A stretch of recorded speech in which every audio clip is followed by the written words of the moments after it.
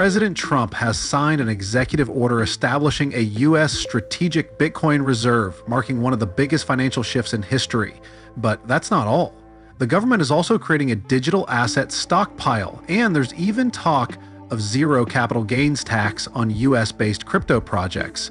This could change everything we know about Bitcoin's future. So why is the US doing this? Is it about financial dominance, hedging against inflation, or a response to countries like El Salvador? There's a lot of confusion and controversy surrounding this move, with opinions flying from all sides. Welcome to the Chainpoint channel. Today we are going to break it all down, explain exactly why this is happening, and show you what this means for the future of crypto. And trust me, by the end of this video, you'll understand why this could be the most historic financial move of our lifetime.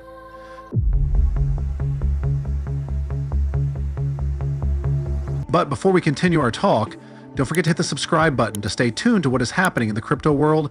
And remember, everything we say here is not investment advice. Always invest wisely. Let's get started. The US just made history by creating a strategic Bitcoin reserve, officially recognizing Bitcoin as a national asset.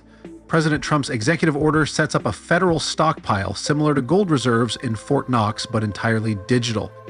This move signals a massive shift in how the government views cryptocurrency, not just as a speculative asset, but as a core part of financial infrastructure. By establishing this reserve, the US positions itself as a leader in the global digital economy. Leveraging Bitcoin's scarcity and decentralization, historically, the US has built reserves of essential resources, gold, oil, and even 1.4 billion pounds of cheese stored in Missouri caves. These reserves exist to ensure economic security, and Bitcoin is now joining that list. With a fixed supply of 21 million coins, Bitcoin functions like digital gold, offering protection against economic instability.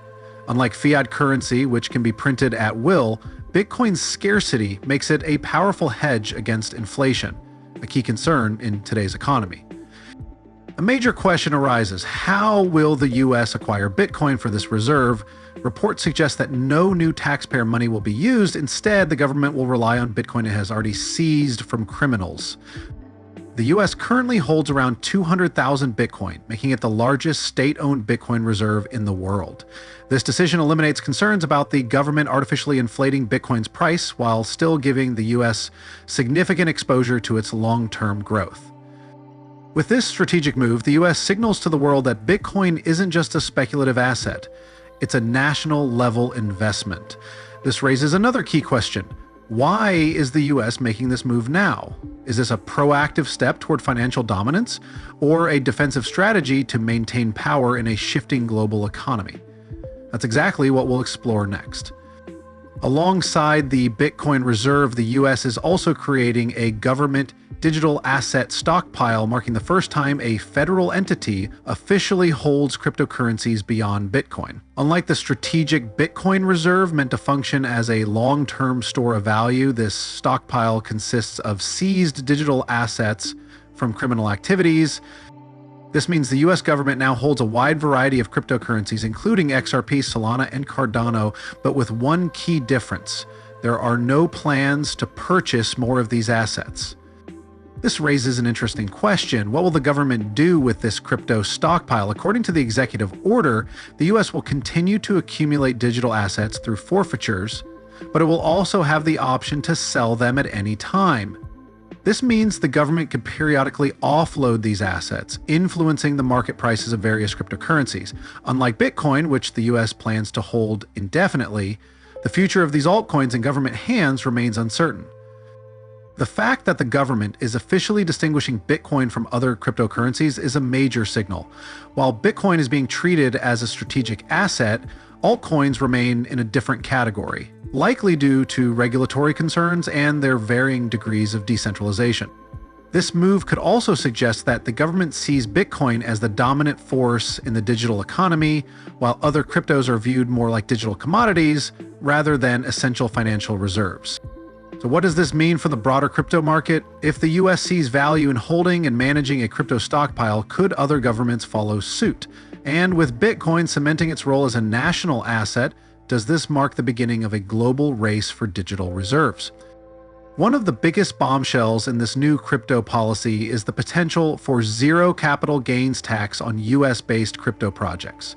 If implemented, this could be a game changer for the entire industry, attracting developers, investors, and businesses to set up shop in the US. The idea is simple. By eliminating capital gains taxes on crypto, the government could encourage innovation and establish the US as the global hub for blockchain technology. This could bring in billions in economic activity while ensuring that crypto's biggest breakthroughs happen on American soil. Right now, every time you sell Bitcoin or any other cryptocurrency for a profit, you owe capital gains taxes. This is a huge deterrent for long-term holders and traders alike, but if this tax is removed, Bitcoin and other cryptos could become a more attractive investment, leading to higher adoption and potentially massive price increases. If Bitcoin's price was already projected to reach $200,000 or even $1 million, imagine what could happen if institutional investors and businesses flooded in with no tax burden. This move wouldn't just benefit investors, it would also stimulate US-based crypto startups. Right now, many blockchain projects are choosing to incorporate in crypto-friendly countries like Singapore and Switzerland to avoid regulatory hurdles. But with a zero capital gains tax, the US could reverse this trend, bringing talent and capital back home.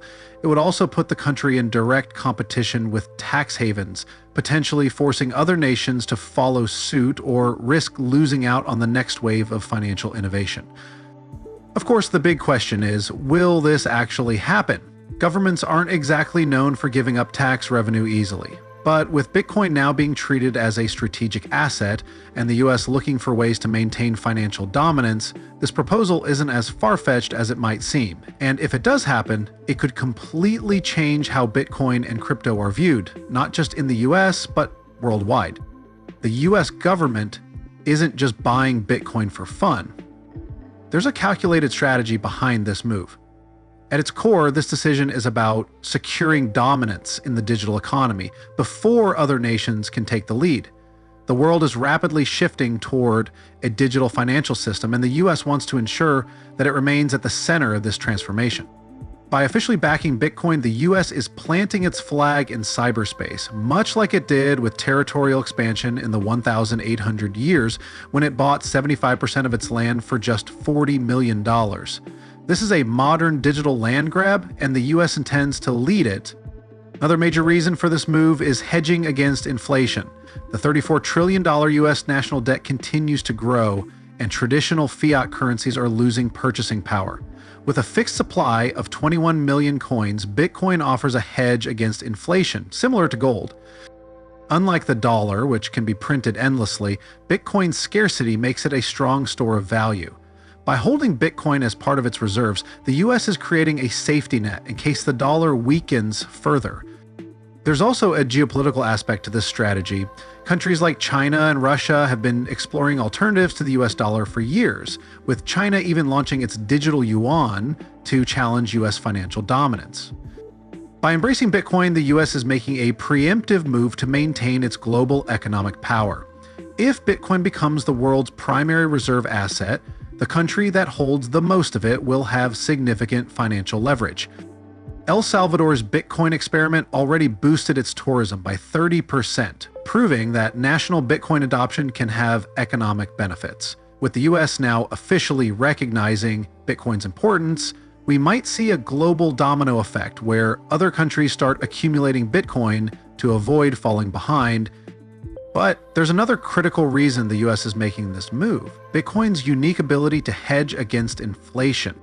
One of the biggest reasons the US is embracing Bitcoin is its power as a hedge against inflation. Unlike the dollar, which can be printed in unlimited quantities, Bitcoin has a hard cap of 21 million coins, a built-in scarcity that makes it similar to gold. Over time, as governments print more fiat currency, the purchasing power of money decreases. Bitcoin, however, remains immune to inflation, making it an attractive asset for long-term value preservation. This is exactly why institutional investors, hedge funds, and even countries are beginning to treat Bitcoin like digital gold.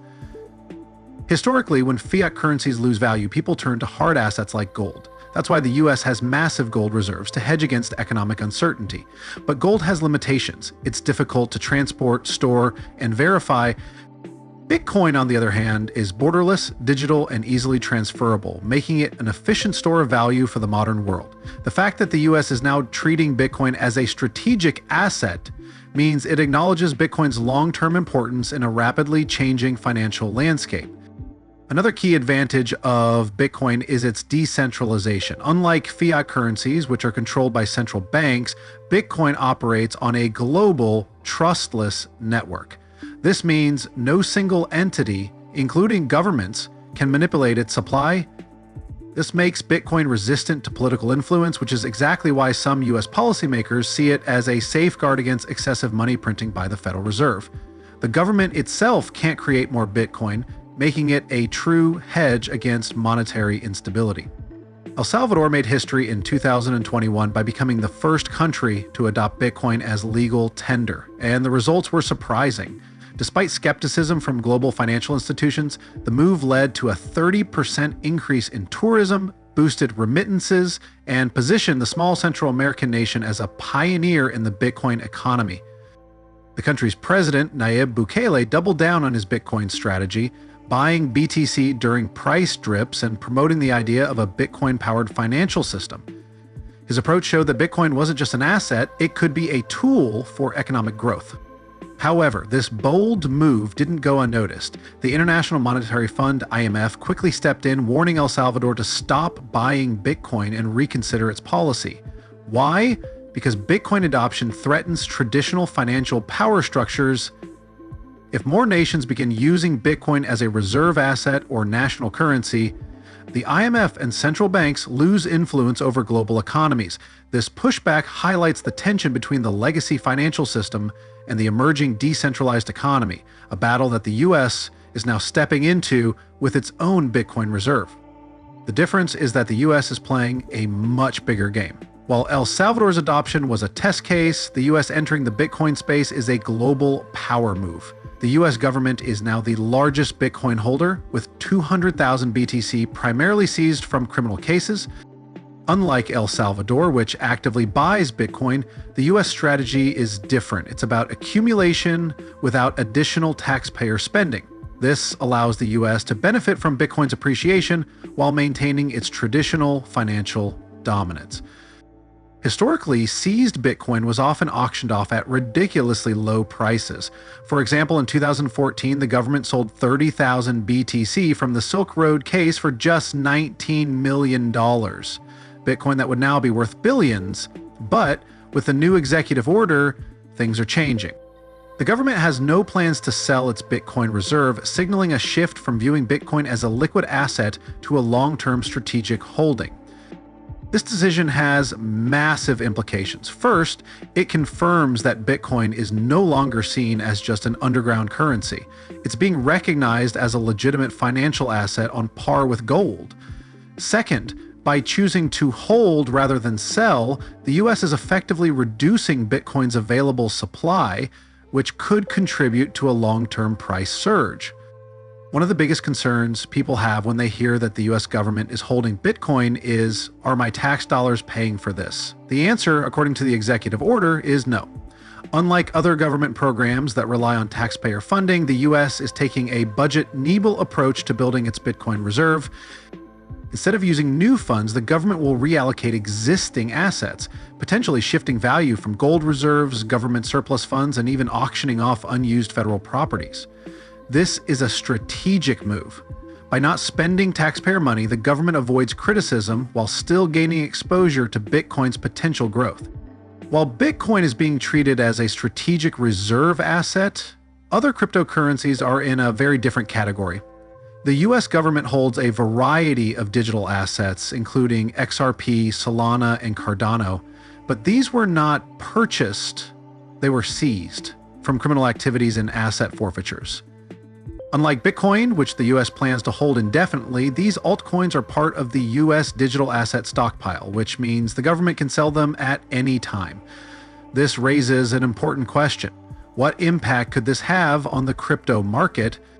First, the fact that the US is distinguishing Bitcoin from altcoins is a major signal. Bitcoin is being recognized as a reserve asset, while other cryptocurrencies are still being treated as speculative assets with uncertain regulatory status. This suggests that the government does not see XRP, Solana, or Cardano as strategic holdings, meaning their future in the US financial system remains unclear. If the government decides to liquidate these assets, it could flood the market, potentially causing short-term price volatility for these coins. Second, this also means that no new taxpayer money will be used to buy altcoins. While Bitcoin is being integrated into the US financial strategy, the government has no plans to invest in other digital currencies. Instead, it will continue to stockpile altcoins only through criminal seizures, making it unlikely that the US will ever officially adopt them as reserves. This could give Bitcoin a regulatory advantage as it becomes the only cryptocurrency recognized at a national level. If the US Bitcoin reserve and the potential for zero capital gains tax become reality, Bitcoin's price could enter a parabolic rise. Analysts have already speculated that Bitcoin could reach $200,000, but if institutional adoption surges and tax policies favor long-term holding, we could be looking at a $1 million Bitcoin within the next decade. The reason? Supply and demand. With only 21 million Bitcoin ever to exist and governments, hedge funds, and corporations scrambling to accumulate, the available supply is shrinking fast. Historically, Bitcoin's price surges when major players entered the market. We saw this with MicroStrategy, Tesla, and El Salvador, and now with the US government recognizing Bitcoin as a strategic asset, the next wave of adoption could be even bigger. If the zero capital gains tax policy is enacted, it could encourage a flood of new investment from both retail and institutional players. Hedge funds, banks, and even pension funds, which previously hesitated due to regulatory uncertainty, would now have every incentive to allocate part of their portfolios to Bitcoin. But the implications go beyond just the US. Once the world's largest economy fully embraces Bitcoin, other nations may follow. Countries like Japan, Singapore, and even financial rivals like China may feel pressured to accumulate Bitcoin just to stay competitive. This could trigger a global Bitcoin arms race where governments compete to secure their share of the world's hardest digital asset. The more Bitcoin is treated like gold, the more its price stabilizes and grows, reinforcing its role as the ultimate store of value. Now, I want to hear from you. Do you think the US should only hold Bitcoin, or should it diversify into XRP, Solana, and Cardano? And what do you think about the idea of zero capital gains tax? Let us know in the comments. If you found this video valuable, smash that like button, subscribe for more crypto insights every week, and turn on notifications so you don't miss any major updates. The world of crypto is changing fast, and you definitely want to stay ahead of it. Thanks for watching, and I'll see you in the next video.